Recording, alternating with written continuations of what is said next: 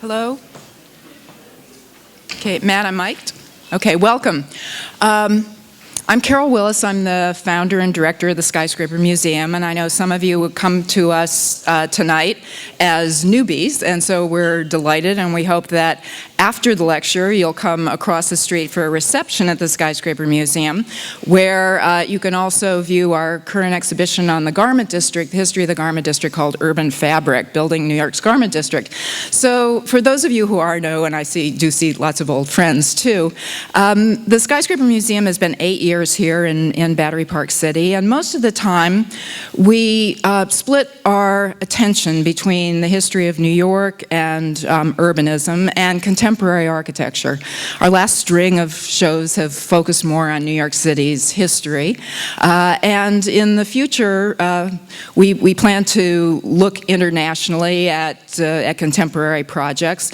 It's in our lecture series, principally like the one tonight, which we like to believe hit both professional audiences and a general public, that we like to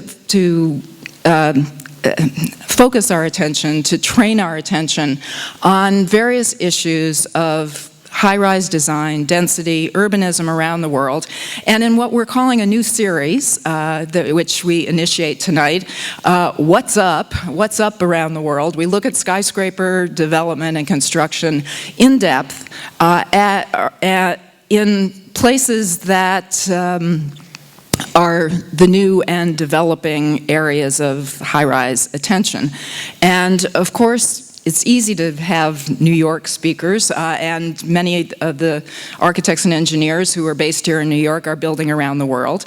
But it's especially rewarding to be able to introduce new speakers to a New York audience.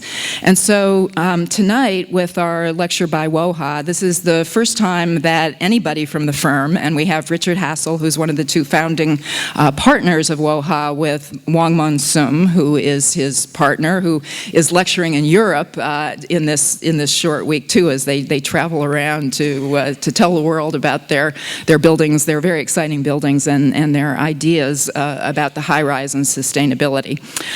So tonight we are introducing to New York audiences for the first time the work of WOHA, which I got to know first when I met Richard about 3 years ago in Chicago at an awards ceremony, where actually they were the first, I think they were the runners-up for the best building in Asia, the best high-rise building in Asia, in a series of awards that come around once a year from the Council on Tall Buildings and Urban Habitat.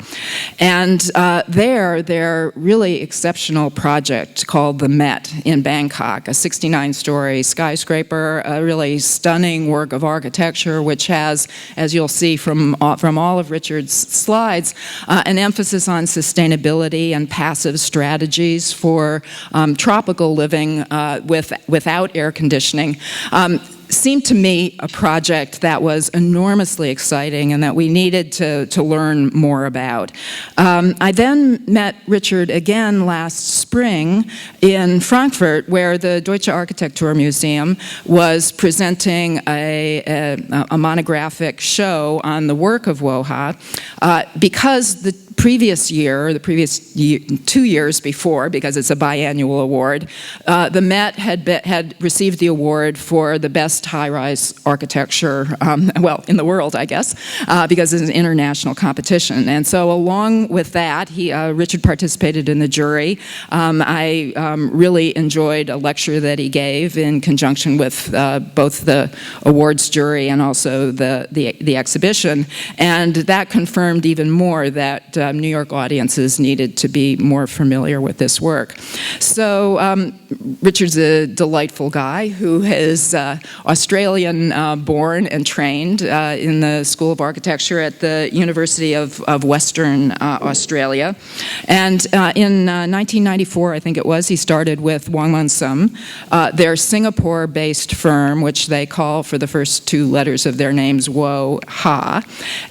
In Singapore and in Southeast Asia, they build an extraordinary group of buildings that go from, well, of course, the lower scale, where they started with private residences and hotels, I think some of which you'll see, to high-rise designs, which have become the natural building type of Asia, and are the place where both density and urban concentrations are solved by a high-rise solution to use the skyscraper as the solution to social problems.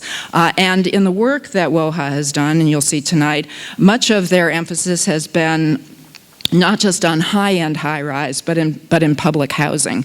And so before I specifically bring Richard onto the stage, I'll read just the little excerpt that I thought I really couldn't improve upon that describes the perspective of, that their work takes. WOHA, the architectural studio of Singaporean Wong Summ and Australian Richard Hassell plan buildings as open landscapes, green garden follies, or wind machines, making living in the tropics possible without air conditioning. They proportion high-rise buildings into sky villages and integrate within them sky streets, sky parks, and sky gardens for community life in vertical villages under unobstructed skies. And without going on at great length, I think the word sky that figures so importantly in their work makes it very appropriate that the Skyscraper Museum introduce them tonight. So after Richard gives his talk of about an hour, Kathleen McGuigan, who is one of the board members of the Skyscraper Museum and also the editor-in-chief of Architectural Record, will make a short comment, and then we'll have questions from the floor. So here's Richard Hassell.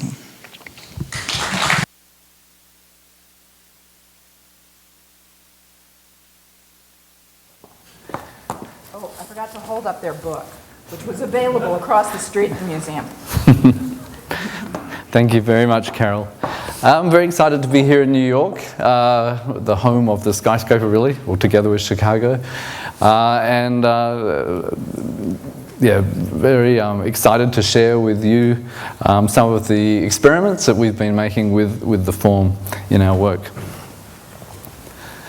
The initial slide here is a rain tree, which is actually a Brazilian tree but grown across the tropics. And for us it's quite an inspiring model in a way where in Asian cities and villages, a lot of life happens under the canopy of a tree. Because the climate is so benign in a way, very low temperature difference, high humidity, actually being outside in the breezes under shade is really one of the most pleasant places to be. And so the whole notion of enclosure, the need for buildings to really shut out the outside is not so strong in the region, and we've used that as a kind of way of rethinking some of these forms of buildings. So here's in Bali, in the village, that really instead of the town hall, you have a banyan tree, and the community meets under the canopy of the banyan tree. Some other inspirations for our work: the Kampong house in Malaysia. Rather than being something that shuts out the environment, it's more of an environmental filter. So rather than solid walls, you just have louvers. There's as much sort of outdoor covered space as indoor space. And the building is, in a way, split apart. Singapore black and white house, which was the colonial British housing. And quite interesting in that it takes a sort of Western model of a house and then again erodes every surface into just a kind of filter. So everything is designed to allow air movement, and then windows and walls are really just for privacy. And then as a sort of softening up project, as I introduced, is a resort in Bali. Our practice actually started with small houses and resorts, and I think that was one reason. We also felt we wanted to rethink the form of dense city buildings because it seemed a completely different mode of working. A resort was and the houses are all about opening up to the exterior, making it flow between inside and outside, and that's why we found it when we started working on urban buildings that it was quite different this sense of enclosure and how to separate the city. So it's on a cliff on the south tip of Bali, and basically the main spaces in the resort are actually external spaces, and the architecture is actually used to frame external spaces rather than being an object surrounded by space. So here you see a colonnade that links various elements like the restaurants. And this is a roof plan. So this colonnade element actually frames a series of spaces which welcome you as you come in, contracts down to a lobby, and then it sort of frames a series of views looking out. But in terms of architectural experience, it's really a series of mainly outdoor spaces.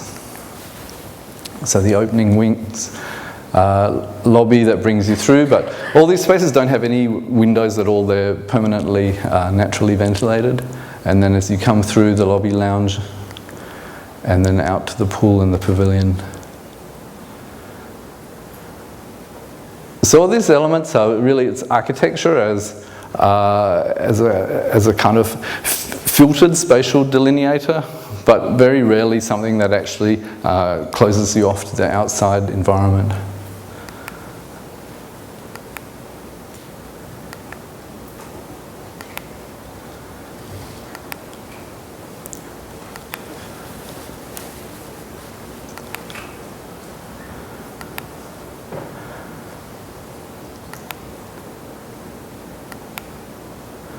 This is the guest room itself. So the guest room really we saw as just being a way of living in a garden. So your room is really the garden walls, and certain elements of it can be closed off and air conditioned, but the idea is that you can use it completely open to the environment.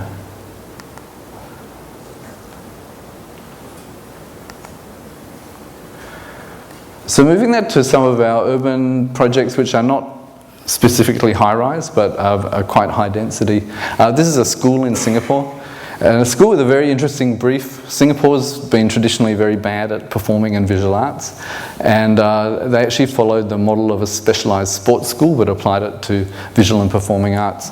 So what you have is actually a performing arts centre below, with a high school on top. And it's right in the heart of the city, so the interesting thing for us was how to create a really nice environment for kids without closing it off completely to the city. So the diagram we came up with was this sort of semi-public space underneath where the public can come and see performances. And above there's a school which has gardens and even playing fields on the roof. But completely naturally ventilated.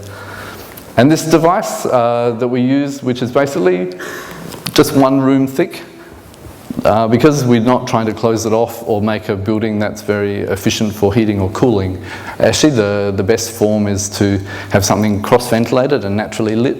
So the building is more of an arrangement of a row of rooms rather than a solid building.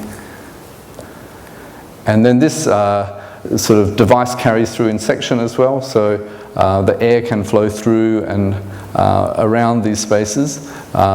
Even the performing arts areas have naturally ventilated pre-function areas.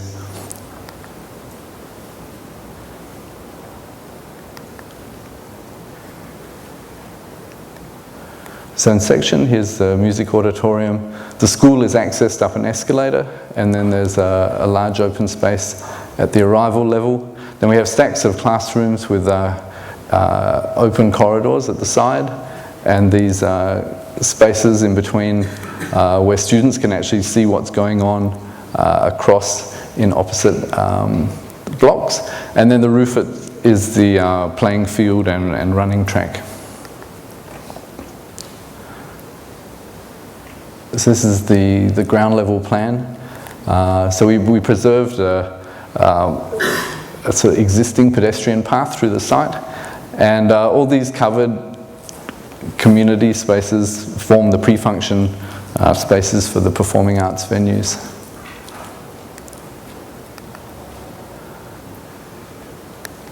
So this is the arrival area, and we think these kind of spaces are, in many climates, they would be quite unpleasant because they're shaded and quite deep within the building. But in the tropics, where you get very vertical sun path every day of the year, we don't get any real winter low sun angle or summer high sun angle. The sun is almost vertical. We go from 3 degrees north to 3 degrees south during the year.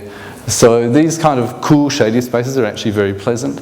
And I think where in temperate climates you try and avoid creating wind tunnels, we actually try and do the opposite. So the corners are always open to get the breeze flowing through it. So some of the music auditoriums, pre-function spaces, the drama theatre, black box theatre, and this is the entrance for the school kids going up to the school.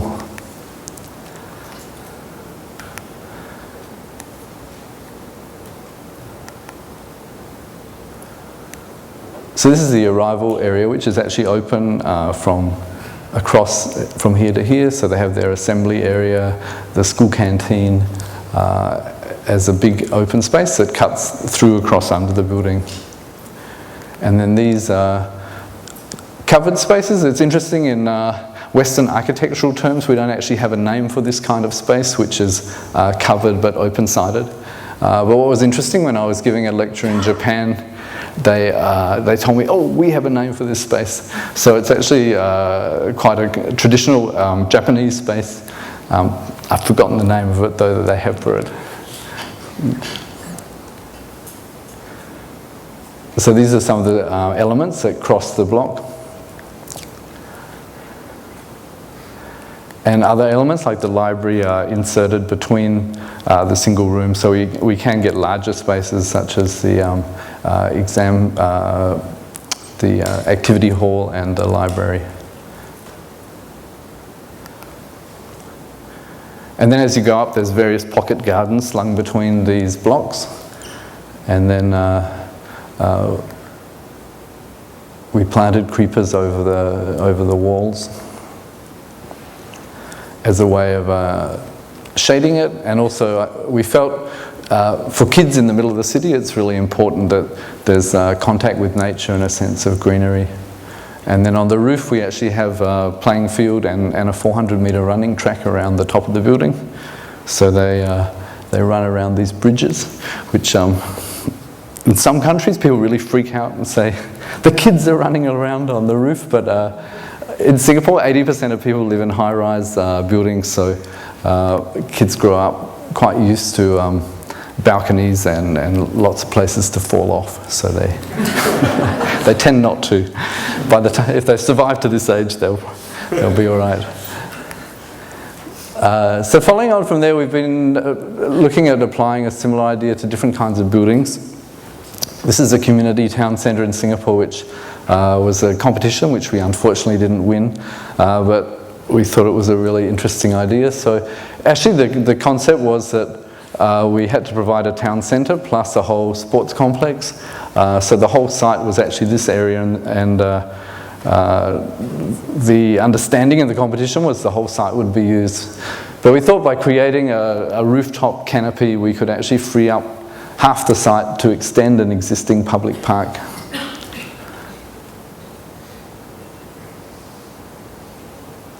So the idea is the sports thing becomes a canopy shading all the areas underneath. And then we can have this whole, it's got library and shopping and local government services in it underneath.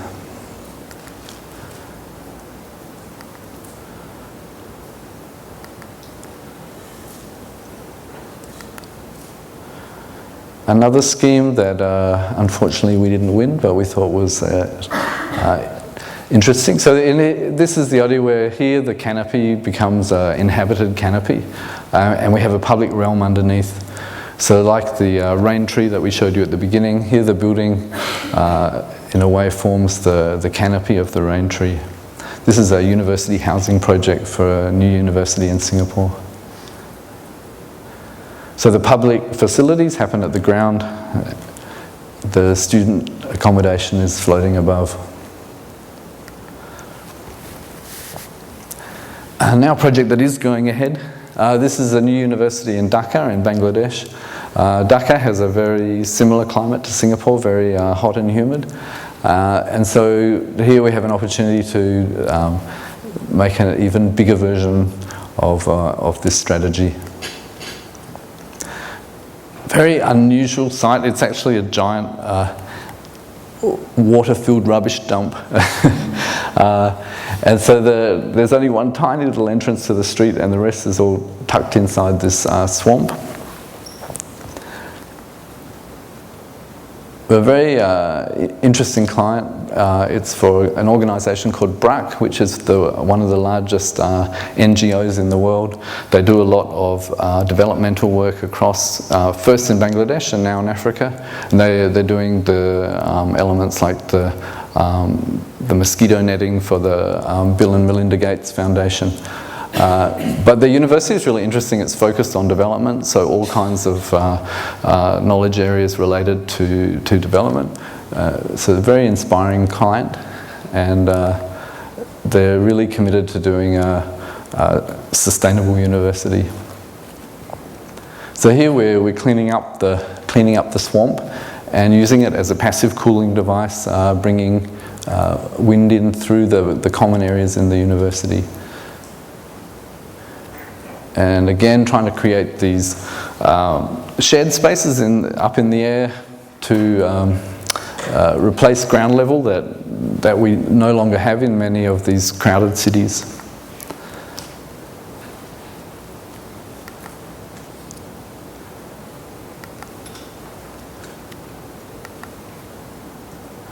So now on to our high-rise projects. This is our first high-rise project in Singapore. It's very small apartment building, just 50 apartments, 2 per floor. And we thought it was a chance. In Singapore there was a lot of funny regulations about which areas are floor area and which are not counted as floor area. And so there was this regulation that bay windows don't count as floor area, but developers can sell them as real estate areas. So every building in Singapore is covered with bay windows, which look rather inappropriate. So we were cracking our heads trying to think, it'd be nice if people are paying so much for this floor area of the bay windows if they're actually doing something useful. So we looked at some of our student research and developed something called a Monsoon window. So this facade actually has a thickness to it, and this is the Borneo Monsoon window. So a lot of the longhouses are designed so in the rainy season you can get wind up underneath in a horizontal form, so that when it's raining you can get the cool air in. And so we came up with a version where our ledge of the bay window could be a way of bringing air into the apartment, because actually when it's raining in Singapore it's about the only time when it's really cool enough to enjoy the outside air, and that's the very time that you normally have to shut your windows in a high-rise to stop the rain coming in. So this is the element here. Basically there's a winder where you can wind back a ledge inside and then the wind can come through. So this is a detail of it. We have some safety bars to stop babies and cats, although someone did have a cat that managed to get down there, but they got it back. But this is only really for accessing to clean the windows. Normally you would leave this safety grille in place. So you can see all these bay windows tucked under these ledges and inside here. And they've actually been very successful. The wind, I stay in the building myself, and it really does work nicely. Unfortunately, just after we developed that, Singapore changed the regulation and made them count as floor area. And so just after coming up with something that actually worked, there's now no more bay windows in Singapore. This project is a public housing competition. We didn't win it, we came second, but for us it was a really important project. And what was interesting to us about it was Singapore's in this funny state where it's actually, I think it's just become the world's richest country in GDP per person, and yet 80% of people live in subsidised public housing. And so there's this sort of a dual housing economy where they can't afford to stop the public housing program, but actually they've become almost as at the same level as a private condominium. So we thought it was really interesting in that this was public housing which was approaching private housing, but it didn't. So we thought it really needed a differentiating factor why the government would keep doing this. And in Singapore they have a lot of social policies that are tied in with the housing model. For instance, the racial mix in every block has to match the racial mix of the island as a whole, because they were really worried about creating racial ghettos. They had race riots in the 1960s, which they've been working very hard to sort of integrate the community and make sure everybody gets along. And so we thought, since they had this policy of using buildings as a way of sort of affecting social outcomes, that we thought maybe social housing was interesting in that you could do things that you wouldn't do in private housing. And for us that was to really focus on this community aspect. I think high-rise housing traditionally has been quite an alienating form of housing, in that you may meet people in the lift but you don't really know your neighbours. So this was an experiment in whether we could create a sort of streetscape village kind of lifestyle, even though it's very high. This was about 50 stories tall and 1,800 homes on a very small piece of land. So 8.4 plot ratio. The idea was we would have high-speed lifts at the ends, and then you would walk through sky streets to your apartment, and then in between the blocks we would further break them up with these little sky parks. And we thought, actually you've got more likelihood of meeting your neighbours if you can sort of walk down a flight of stairs, walk your dog around, maybe your kids are playing there and they meet each other. And that's really how you meet people, while in a lift people tend not to talk so much because it's a very constrained space socially. So this is a section, and we found something very appealing about this kind of combination of the romantic with the terrifying. This is the plan. So basically the apartments north-south is in this axis. So although they're quite deep inside, they're facing east-west, and again, because our sun path is very consistent, it would mean that in the morning the sun comes in one side, and in the afternoon it's brightly lit from the other side. So the idea is that all the apartments still get a good orientation. They're not facing east and west, and the inner ones get this park view. And so we did a lot of thinking about scale, and because once you step outside a high-rise, you're suddenly into this realm of dealing with the space between buildings rather than being sort of safely inside the building looking out. And we felt that, it really did change your perception of space through proportion. So in Singapore, the $10 million bungalows are 4 metres apart, and that's considered very luxurious. In the Chinatown streets, where this project is located, 15 metres and 3 stories high is considered very charming. But if you take the same scale and extrude it up 50 stories, it's inhuman and dramatic, but it's not that pleasant. But we thought if we could just take this scale and repeat it 9 times up the building, we would get charming times 9 rather than terrifying. And the other thing we were thinking about was that actually when you have a very abstract environment, your eye is really drawn to other humans. So if you see somebody in a building across the way, you almost feel compelled to wave to them. But if you introduce elements that you normally get at street level in between, that distance, you feel a lot more comfortable. You don't feel compelled to interact with the person across the way. So these were the kind of spaces we proposed up in the sky. And we had some other ideas we were playing with too, that these plans would be very flexible. People could choose different layouts to suit their lifestyle, and they could modify them as their needs changed. Also, we found it interesting in terms of scale that at a certain size of development, the elements become a little bit like pixels, and we thought as architects we could give up a little bit of control and let people choose their own facade. And we thought that would be really cool, that in the end the elevation of the building would be like a portrait of the, a sort of true portrait of the preferences of the people living there. So we thought some people may want like a lot of storage, so they could have a cabinet built into the wall. Other people might like all glass. And if we based it on a really sort of systematic model, it would still be quite harmonious in the end. So this is the idea that people would be able to pick all these when they bought their apartment.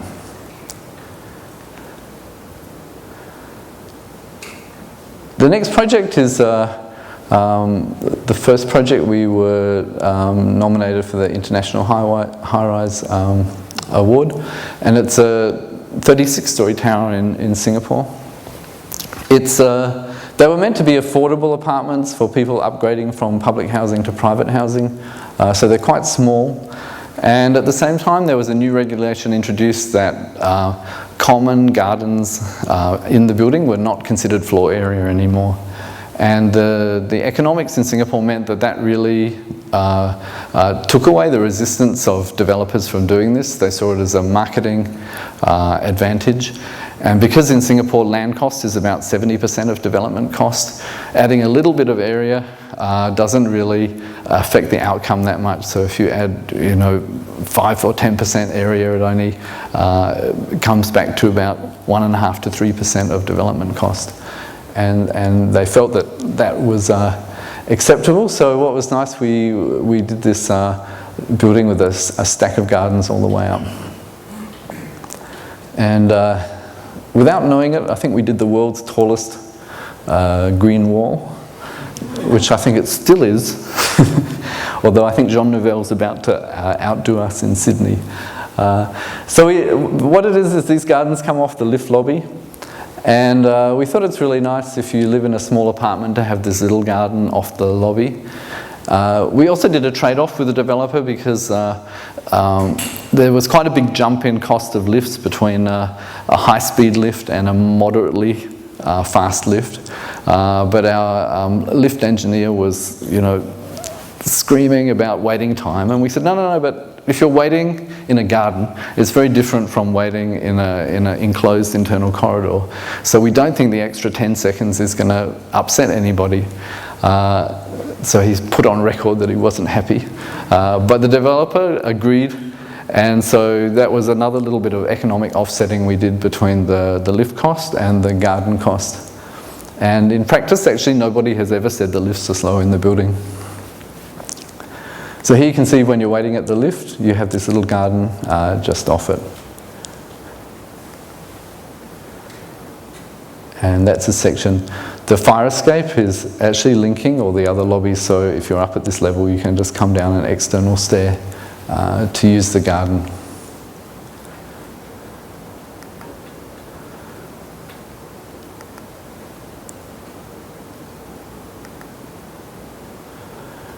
So this is the garden. There's a little seed, a little fountain, and nice views over the city.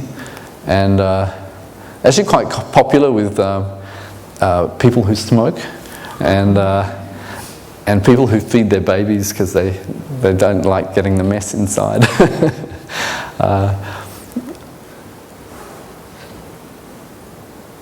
But overall, it was a nice success. And we've done some things subsequently with the same developer. The other thing we wanted to do was not do a building that was all about a really slick facade, but do something that was a little bit sort of hairy and furry. But to actually apply sun shading to the building like we would on a low-rise building.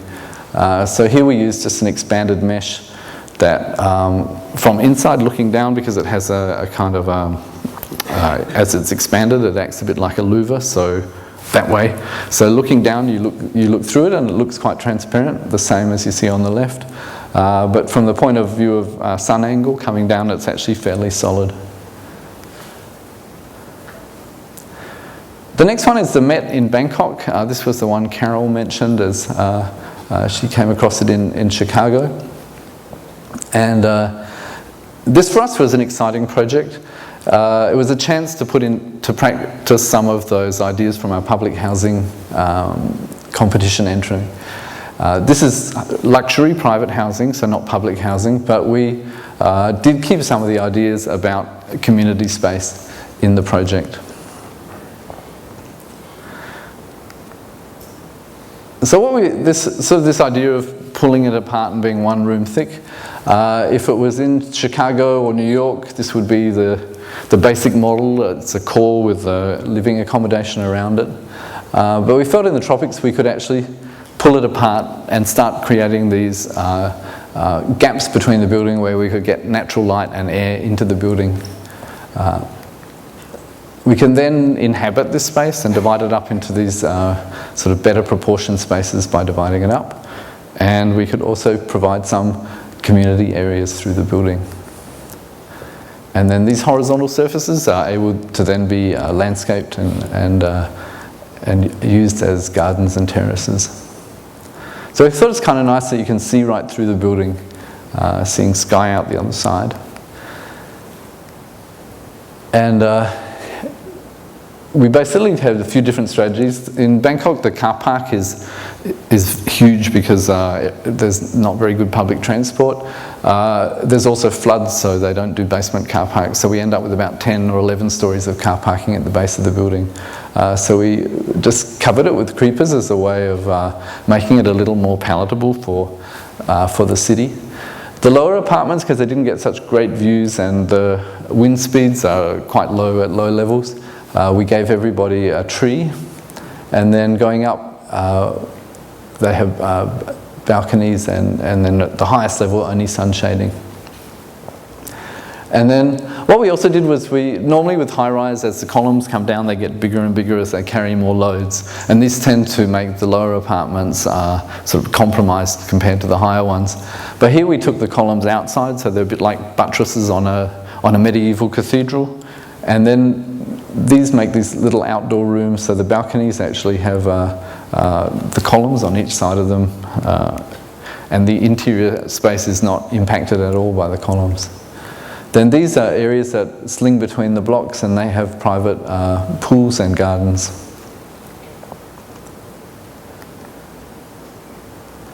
So some of the plans, this is the top of the car park where we have a 50-metre pool and spa and various services.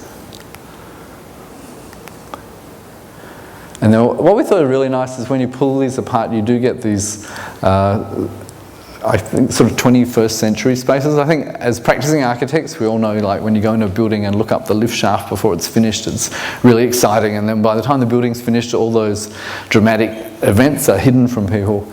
But here, these 70-story voids are sort of part of the excitement of being at this common level on top of the car park. And then we thought it's really nice if you live on the sort of 15th floor of a 70-story building. Actually, you don't really get any of the excitement of living in a high-rise building. So on the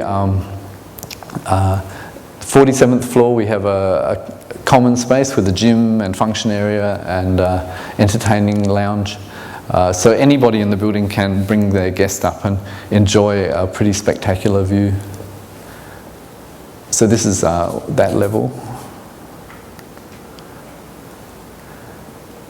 These are the lower level apartments. So here you see these little outdoor rooms with their tree and fountain.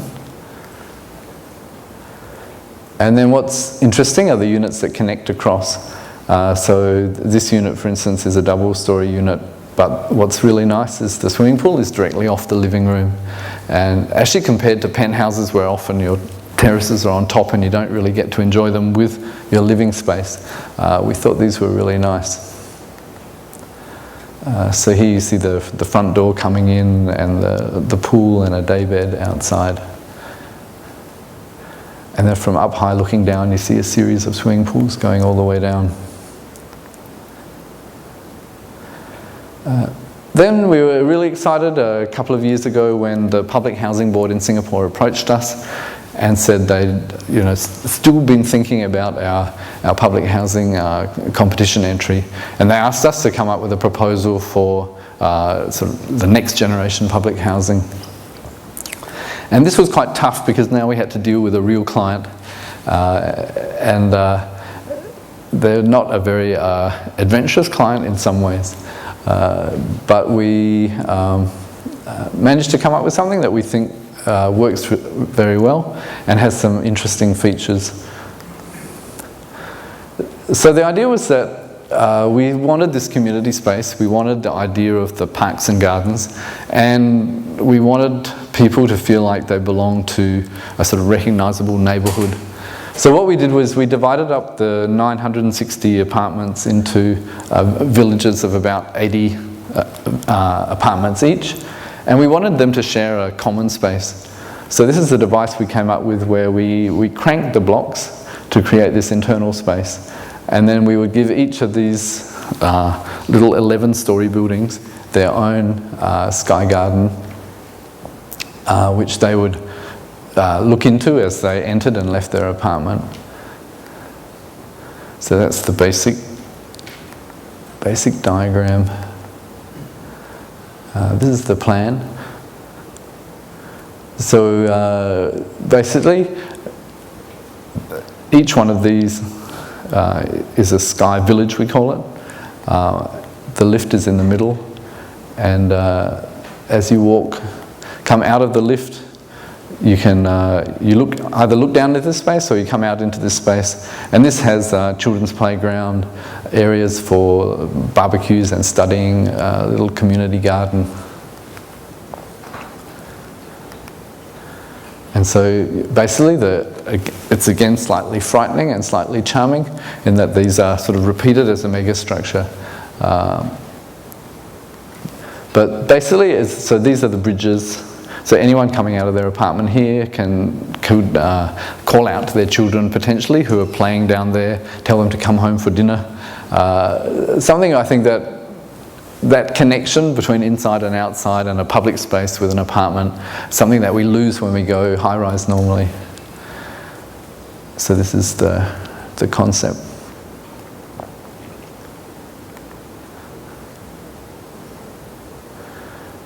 And I think in Singapore, like socially, these spaces work.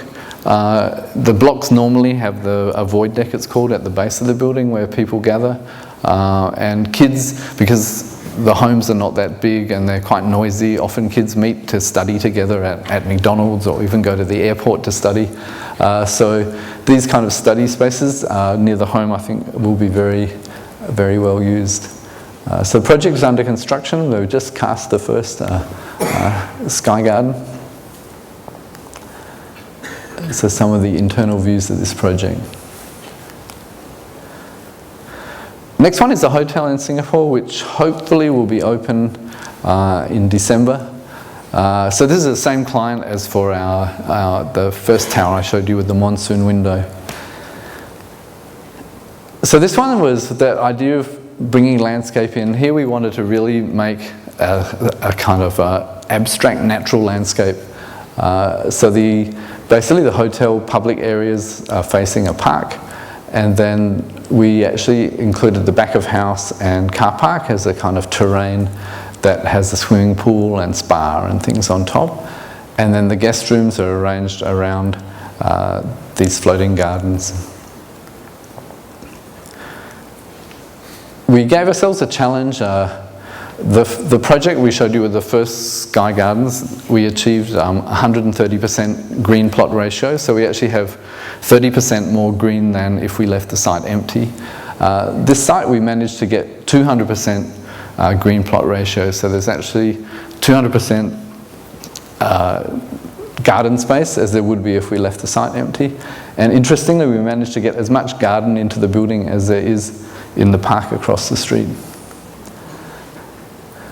So we do that by having these gardens stacking up and tucked in almost everywhere we can. And then we basically contoured the edge of the car park to to create these gardens all the way down, and then also tuck gardens in underneath. I think a lot of these things are really dependent on Singapore's equatorial climate. It means we can get light into all these areas. There's also a lot of plants that grow in the rainforest and are used to this shaded conditions. So some of the plans.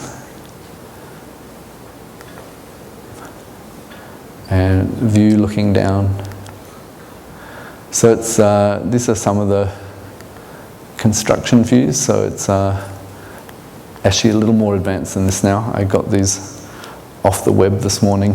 So we keep waiting for it to be finished to take our own photos. Interesting now that you can get photos of your building from other people. After that we went a little bit crazy. So this project, we got 700% green plot ratio. And I think it was a little bit inspired by Norman Foster's gherkin, and we thought, that's not a gherkin, this is a gherkin.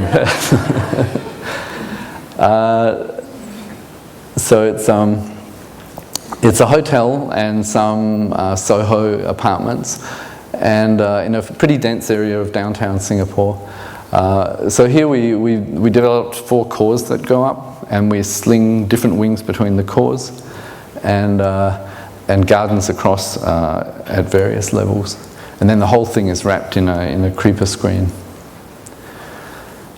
This one in Mumbai, interesting, working in India because the scale really jumps. So this one is actually 4,500 apartments plus an office tower, 10,000 cars. So for us it was interesting, like how can we scale it up and make it still achieve some of these things, but actually it's quite possible. We actually have a form where we've slightly pulled apart the blocks, so we still get gardens all the way up. And this, I think, is something of a model, we hope, where it's very high density but also very high amenity.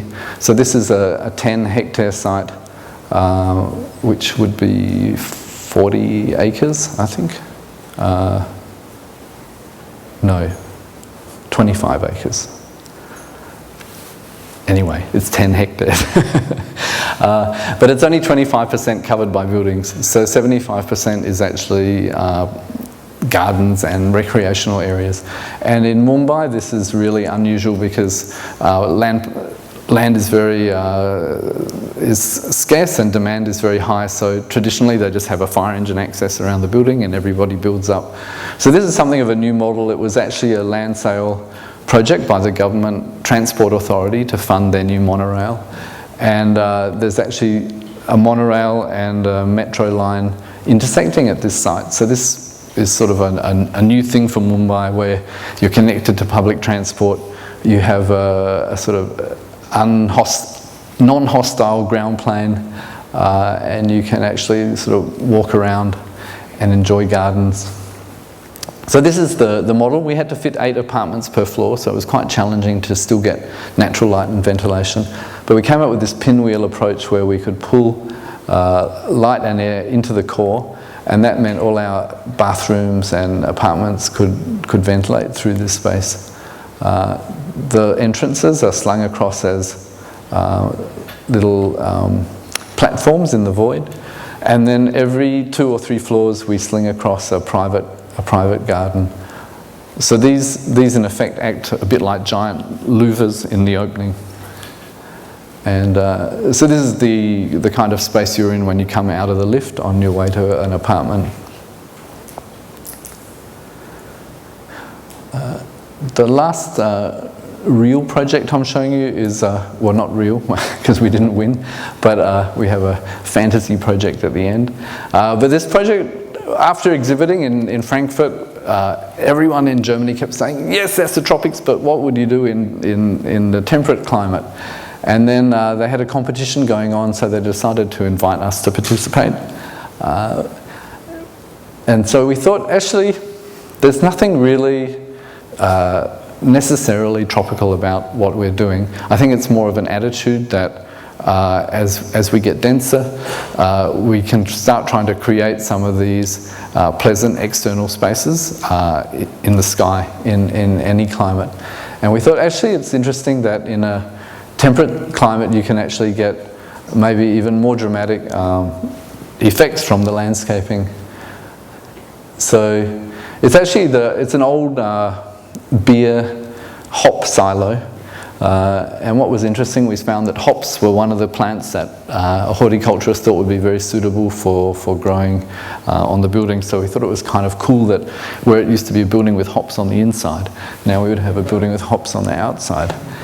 And so we thought actually the changing seasons, if you played with that as your living cladding, could be something really spectacular. So you can have a red building in the fall.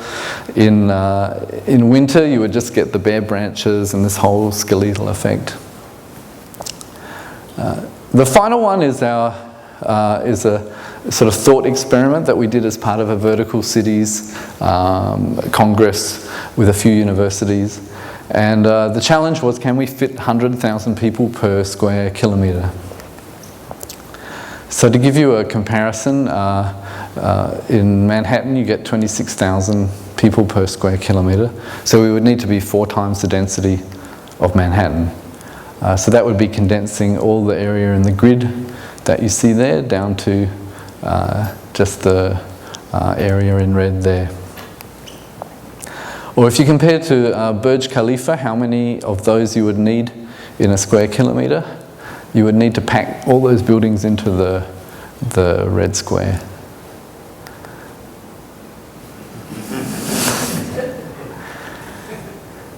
So we thought, well, maybe let's take our own buildings as a model and see what it would look like. So we would have to pack that many mets into it. But we thought if we stacked them up a little bit higher, it could be interesting.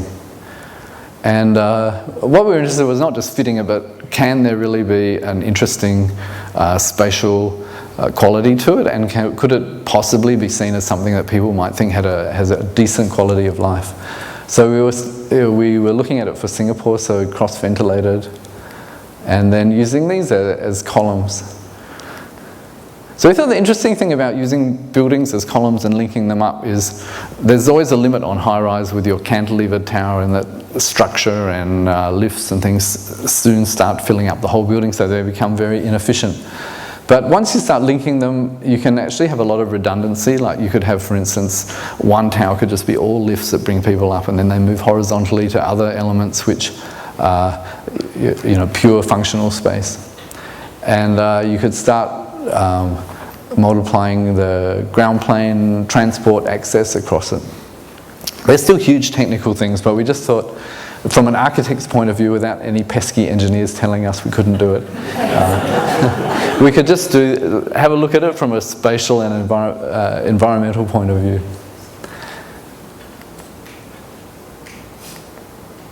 So what we looked at, we said, okay, if Singapore has got 5 million people in 700 square kilometres, can we pack the same number of people on the little southern islands off the coast of Singapore?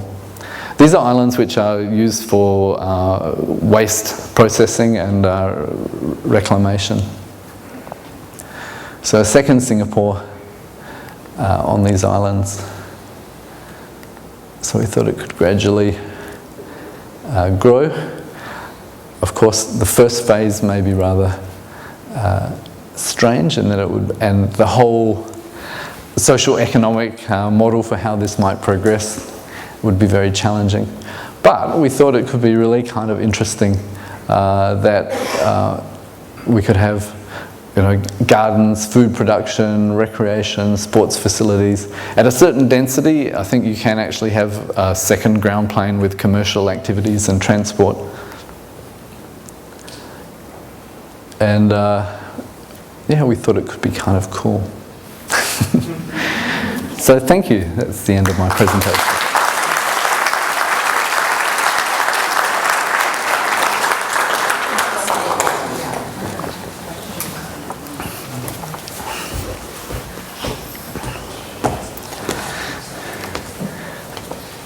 there's a microphone here.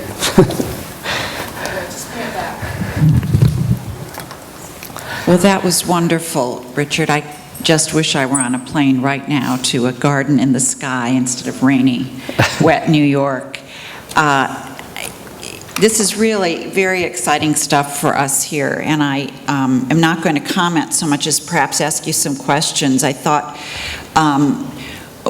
one of the things I wanted to know is, are you really among the first, except for obviously all the people who don't live in dense high-rises, to do no air conditioning in Singapore? Is this really novel, and how has the public received it?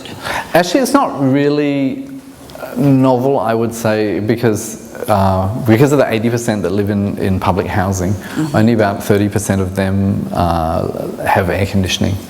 I think where we've been novel is we haven't proposed that as you move up the economic ladder, that luxury housing automatically means a sealed environment with air conditioning. But I do have to clarify, our projects do have air conditioning, but they're designed so that you have a choice. So you can open it up. And what's interesting to us is when people are given the choice, actually most people choose to have fresh air and enjoy garden and inside-outside living. But there's, certain times of the year, or if something really noisy is going on, people do need to, I think acoustics are another really big issue in dense cities. So we've also been looking at some devices in some research projects, like how can we get quiet cross-ventilation into the units through devices. Yeah, you were talking about the lack of public transportation, and so I picture all of those cars in Singapore and the pollution and the noise, unless you risk getting caned if you honk your horn. I don't know what the laws are about noise there. Yeah, actually Singapore has fantastic public transport. The one without public transport was, Mumbai has very... Mumbai and Bangkok. Bangkok. Yeah. But Singapore, I have to say, has done a really good job. They have it's really expensive to own a car there, but they have really cheap and efficient public transport. Now, what about green regulations? Is this something that's heavily promoted in Singapore? Yes, they were very late starters to it. They have a typical attitude of holding back, seeing what other people are doing, and then rolling out some incredibly integrated regulation across departments, which then works very well. So they're actually in a process of very rapid adoption of a number of strategies. But what was really nice for us was after we did that first green tower and the urban planners came to see it, and they said, well, since you've achieved 130% with no incentives, we've been toying with this idea to make everybody in the central area do 100% replacement green. And now you've done it, we're going to enact it. So now in central Singapore, every new development has to have 100% replacement green. That's fantastic. Yeah, we've had, because Monsoon, the other director of WOHA, was sitting on the board of the Urban Redevelopment Authority for a while, so we have quite a nice working relationship. So what's been happening is, as we test ideas in our projects, they quite rapidly affect legislation and incentives, and now Singapore, like lots of buildings are adopting this model of green in the sky. Well, I think the most fascinating long-range potential here, and you talked about it a little bit in the Frankfurt project that you did not win, but is the application of these ideas to other climates, other zones, and the fact that we're facing, I mean, if you look at a country like China, just the most horrible sort of density of towers in a very soulless way, and I wonder if you've been asked or looking at other countries where these kind of models, apart from climate, really could have a powerful impact in creating a more humane kind of housing. Yes, we're working in China as well as India. China's a little bit challenging because of their regulations. They're very draconian in terms of what you can and cannot do. But our developers in both cases are really supportive of this idea. And we think it's really a critical issue. I mean, it's the one that excites us the most, because I think this density is coming no matter what. That's right. And I think as architects, this challenge to make density and actually a pleasant lifestyle is really important. And I think it's more than, I think maybe for many years in the West, the sort of models of buildings have in a way been perfected economically and from a legislation point of view. So architects have been really reduced to styling a standard model. And for us, it's very exciting to say, actually, this is a period where we can pull apart some of those received wisdoms and say, can we, do something completely different with the high-rise form? And still do it economically. I guess that's part of the challenge. Yeah, well, I think actually what we found is we looked at doing some of these projects in Australia and they just don't work. And I suspect in the US too. Because? Because, for instance, internal walls are much, much cheaper than external walls because people use lightweight partitions and a whole lot of building systems. So the building industry has reached a level of efficiency where when you try and deviate from it, it becomes very expensive. But what's happening in the developing world is you can almost design anything and it all costs the same. Because actually it's developing so fast, the main thing is to move. If you're growing at 8 or 10% a year, it doesn't really matter what you spend. In the 4 years that the building takes to build, it's already super cheap by the time you've finished. Yeah. And most of these countries are using wet trades for internal and external walls. So it's concrete or brickwork, whether it's internal or external. So there isn't this cost premium for doing some of these things. So you're working in India, China, where else are you working? Taiwan, Indonesia, Thailand, Bangladesh. How big is your office now? We're around about 90 at the moment, I think. Oh, that's kind of modest. I'd like to open it up to questions, but thank you so much. It's really, really interesting. I'm sure there are more questions from the audience.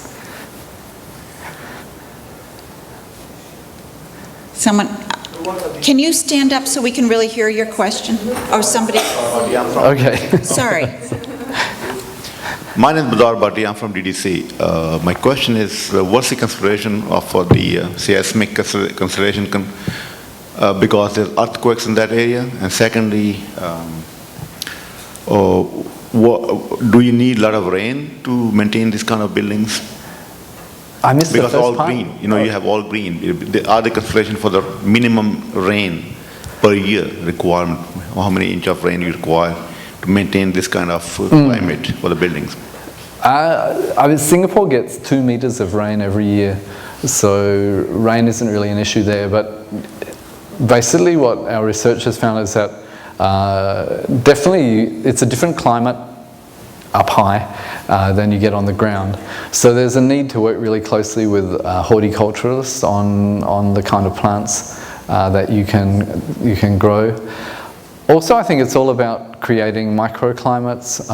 Even in Bangkok, where we have the gardens, we always put a little one-story wall behind them, and it creates a kind of wind shadow which reduces the amount of loss of water through transpiration. So I think the principle is more, I don't think you would do it in New York. You would probably get sort of incredibly strong winds ripping through it. But I think the principle should be like, how do you create little microclimates in the sky which have desirable characteristics? So here it might be south-facing and making sure it was sheltered and captures the sun in winter. And then you can probably, if you create that microclimate that's comfortable for people, I think the plants will also find it a nice environment as well. But again, I think you may have to choose species that maybe grow on mountains in exposed areas, and get the wind rather than just planting your soft garden species up there and putting them in a harsh climate. No seismic consideration for the Earthquake. The seismic design, I mean, the plants are just a load as far as earthquakes go. The soil doesn't weigh much different to concrete. But these towers that are pulled apart, Bangkok actually is seismic, is a sort of medium seismic zone. So we did modelling for them, and they actually have walls through them which brace them. Same with the Mumbai project, although they're pulled apart, the core together with the light slots has a functional stiff tube in there. So those aspects are not really any different. Yeah, it's but you do need to think about these at the concept stage, not just try and apply them afterwards. Is there someone?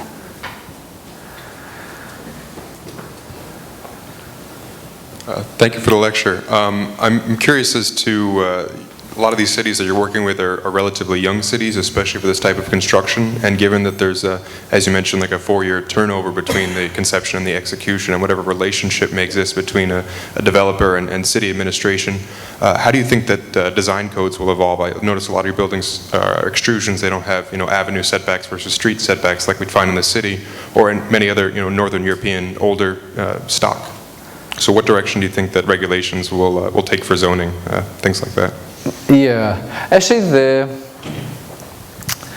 I think the ones that we've been working in are fairly tropical, so the whole aspect of sun and shadow. In fact, in the tropics, if you shadow somebody, they thank you because you're lowering their air conditioning load. But China has height limits. Bangkok actually also has the tapering similar to the New York zoning laws, just that our building was far enough set back from the street to achieve that. So going forward, I think all these cities will start enacting more legislation. Many of them have very basic legislation, and some of them are quite terrifying in terms of like fire safety. They have very basic rules. I mean, India's introduced a slide requirement, even for buildings that are like 100 stories tall. You have so I can't imagine getting into this unmaintained, mouldy fabric thing. But it's interesting, and we've been trying to involve consultants, as a separate check over and above the regulations to do like smoke modelling of these internal voids and make sure they won't become fire safety issues. But I think what's difficult about a lot of these economies are because they're actually quite corrupt cultures as it is, it makes them very scared about giving any kind of waiver of regulations for someone trying to do something new. So it makes them incredibly conservative in the way they review something that doesn't fit their what they were imagining when they made the legislation. So that's the tricky bit. While somewhere like Singapore, which is pretty corruption-free, they have a very good waiver process for regulations where they'll grant waivers to regulation based on merit, but have come to realise that you need a level of transparency for that to happen, which most of these countries don't have. Other questions?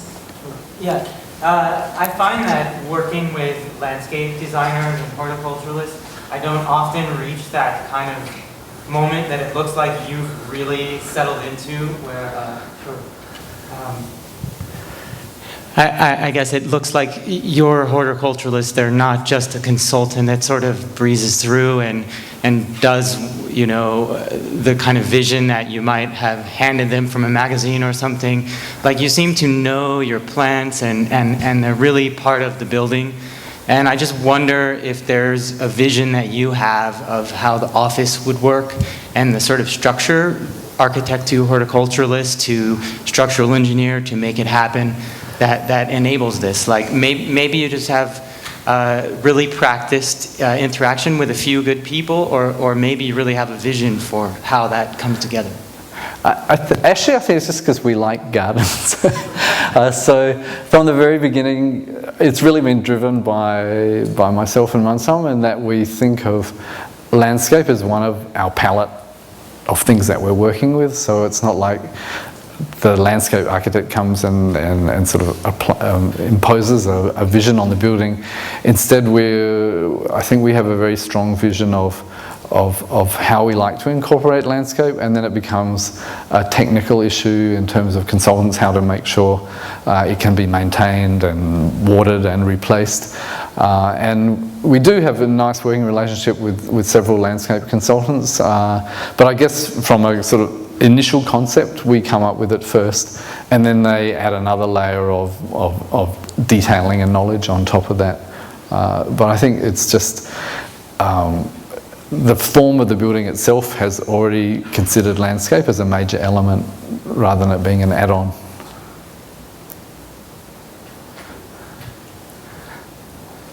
Yes.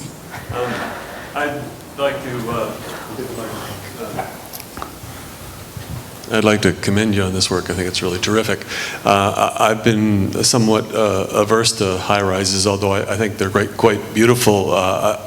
I've seen a lot of newer ones do things that I thought were socially rather sterile. And I'm inspired by the fact that you're investigating these channels. I think it's really important, and it can open up my faith in that large-scale building somewhat more again. Thank you. Thank you. Actually, I think some of these things wouldn't work in different countries because of the way people use public space, and like Singapore has no graffiti and very little crime. But I think it's really important that these high-rise spaces do have this informal surveillance where people's windows overlook it. I mean, just as you would have in a street, you need to make sure it's a space that people are passing through all the time, and it's not a dead space where, you know, undesirable activities can start happening. Are there other comments or questions? I was wondering, as you thought about this idea of bringing the garden and creating these gardens up in the sky in various positions in a high-rise building, have you given more thought to other kinds of social spaces and other, because I'm wondering, do people shop, do they do their laundry, what other, can those be integrated as well into these public spaces, or what other kinds of public spaces are you creating in these buildings? Yeah, actually, that's something we're very interested in. I think commercial activities are really tough because they rely so much on exposure to the street. So I think something in like the last projects we've shown where you might end up with such density that you actually ended up with a second street level, you could start having commercial activities up high. But from our experience on doing, you know, even shopping centres, getting people up past the third or fourth floor becomes a real challenge. So we've focused on them being really that kind of density we're dealing with. That's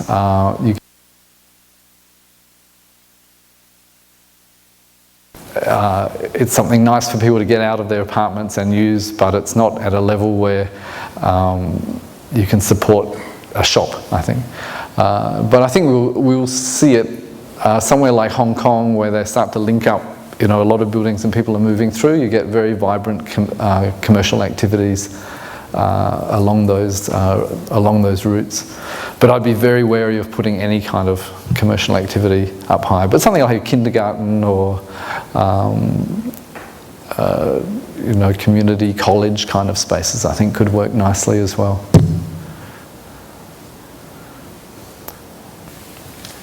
Thank you. I noticed images of windmills in several of your designs, and I was wondering how much of the energy requirements for some of your buildings are being met by these alternative methods. We have been, we're sort of approaching it on two levels. One is by making all the common spaces naturally ventilated, you immediately create a huge reduction in load.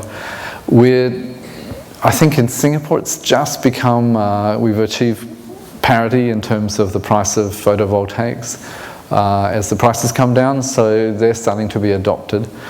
With wind, the unfortunate thing about the tropics is we get very low winds, which is what makes our high-rise external spaces possible.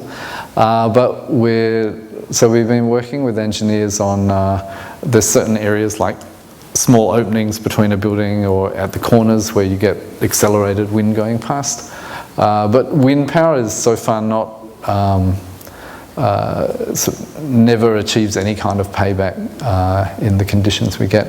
In Bangladesh, the one where we did show them on the roof, they do get some months of strong, consistent wind, so we're attempting them there, but we will see whether as we go through sort of cost-benefit, whether they still make sense. We're using Transolar from Germany at the moment as our consultant, and we soon hope to have their results of the best energy for our dollar strategy for Bangladesh.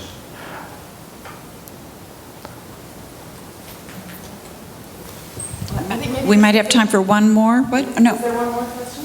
Yeah, sorry. First off, thank you for that presentation. That was great.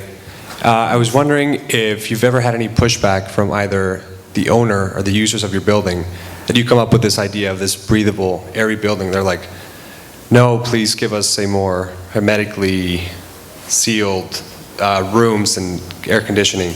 Has anybody in the buildings that you've built been sort of not buying into completely this idea of the breathable, airy building? We had someone whose child was stung by a bee who wrote us a really nasty letter, but we thought it was a good thing. Generally not, but I think it has always been a choice that we're giving people. So, if you do close the windows, you can switch on the air conditioning. You have what everybody else has, but in our case, you have the added option of opening it all up and not using your air conditioning. So I think from that point of view, it's a really important difference. I think if the minute architects start telling people what they should and shouldn't do and how they should live, everyone gets really angry. But if you tell people, oh, we're giving you even more options than you had before, everybody's very happy. So I think going forward, if we, as a global culture, if we have to start telling people, they can't have things anymore, I think it's something that is necessary to happen, but this is maybe a soft way of easing into it. And what's nice is we found is when we won the award and they actually went back to the building in Bangkok and interviewed people, actually everybody said all the right things as if it had been scripted. They never use their air conditioning anymore and it's so comfortable and they've saved so much money on their power bills.